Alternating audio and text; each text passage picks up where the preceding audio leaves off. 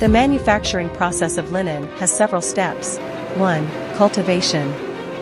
Flax seeds need around 100 days to grow. 2. Harvesting. The plants give several indications for the right time for harvesting in around 90 days. Retting.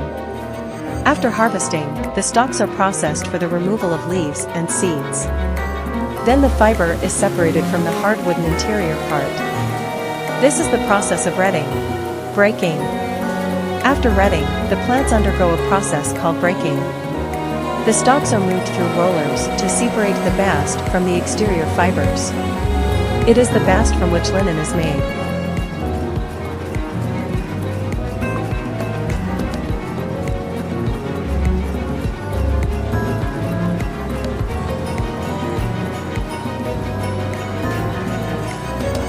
Combing. The process of combing or straightening of the fibers separates the short fibers from the long and fine linen fibers.